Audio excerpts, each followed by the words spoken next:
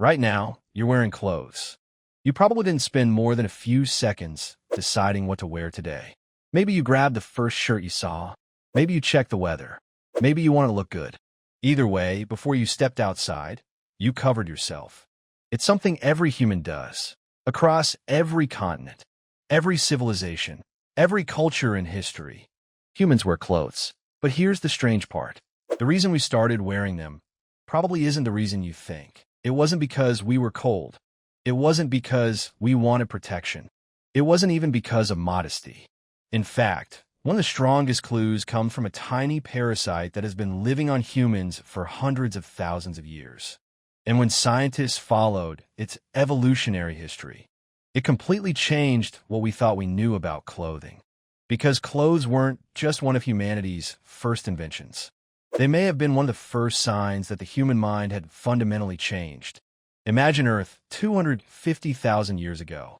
No cities, no roads, no houses, only grasslands, forests, predators, and humans. Completely naked.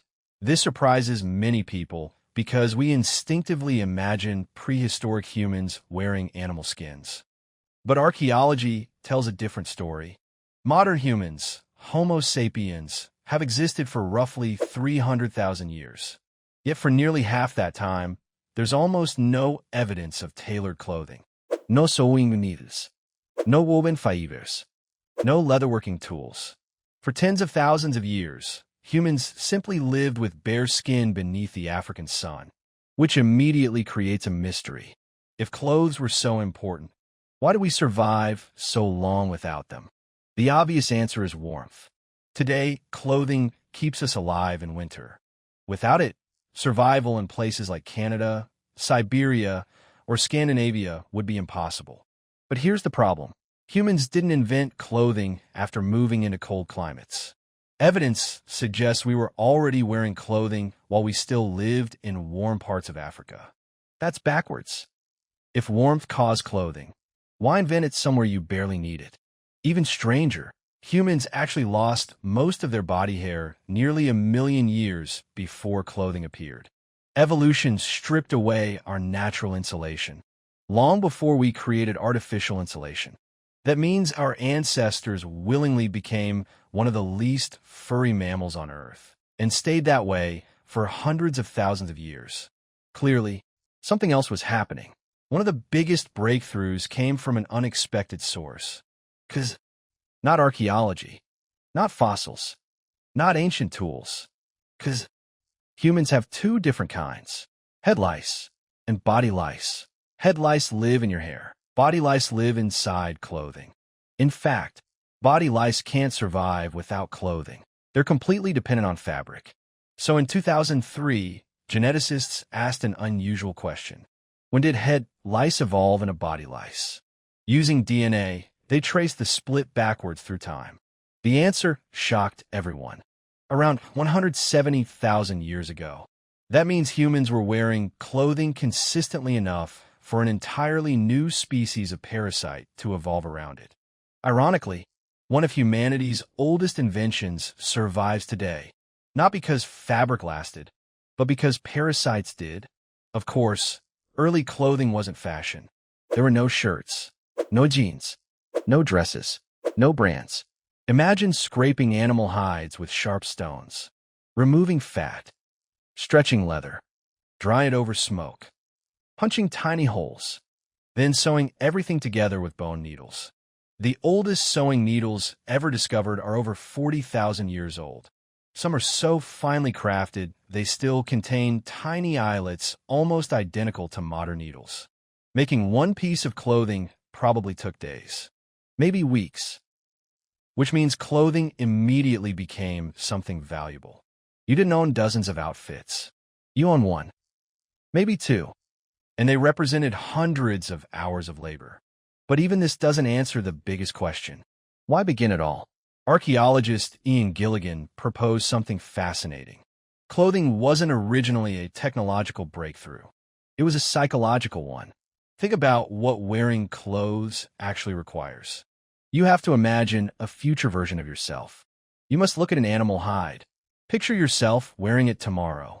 and then spend days creating something that doesn't help you immediately.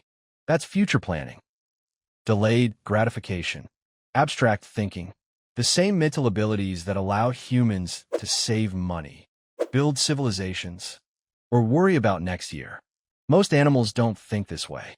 A chimpanzee can use a stick as a tool, but it doesn't spend a week preparing tools for a season that hasn't arrived yet. Humans do. Clothing may be one of the earliest physical signs that our minds became capable of imagining futures that didn't yet exist. But another change was happening, perhaps an even bigger one. Psychologists call it theory of mind, the ability to imagine what someone else is thinking. At some point, humans stopped simply seeing. They started wondering how they were being seen. That tiny shift changes everything. The moment you imagine another person's opinion, you begin managing your appearance. Suddenly, your body isn't just your body. It's a message. The first animal skin wrapped around someone's shoulders may not have simply kept them comfortable. It may have been the first time anyone consciously controlled how others perceive them. That idea eventually became identity. Look around the world. Ancient Egypt, Roman senators, Japanese samurai, Native American tribes, Polynesian islanders, African kingdoms. Their clothing looked completely different. Yet every culture used clothing to communicate. Rank, age, occupation, marriage, religion. We often think language is humanity's oldest communication system. It isn't. Before you spoke, people could already read you. Friend or stranger, leader or follower, hunter or healer. Clothing became a social shortcut, a silent sentence you wore on your body. Eventually, survival became less important than symbolism. Kings wore purple because purple dye was rare. Warriors decorated armor. Priests dressed differently from everyone else. Uniforms created authority. Wedding dresses represented commitment. Even today, a business suit and a hoodie send completely different signals before a single word is spoken. Fashion isn't separate from evolution. It's evolution continuing through culture.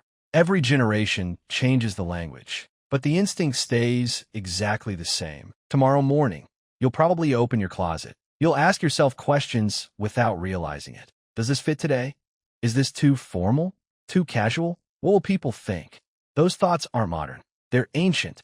Your brain is performing calculations that began roughly 170,000 years ago. Not because you're trying to survive winter, because you're trying to navigate society. Every outfit becomes a negotiation between who you are, who you want to become, and who you want everyone else to believe you are. So, why did humans start wearing clothes? The answer isn't simply warmth, or protection, or modesty. Those mattered, but they came later. The deeper reason may be that humans became aware of themselves, aware that others were watching, aware that appearance carries meaning. The moment we covered our bodies, we revealed something much more important than skin. We revealed a new kind of mind, one capable of planning, imagining, communicating, and shaping identity. Clothing didn't just change how humans looked. It changed how humans thought. And thousands of years later, every morning, when you choose what to wear, you're still participating in one of the oldest psychological rituals our species has ever invented.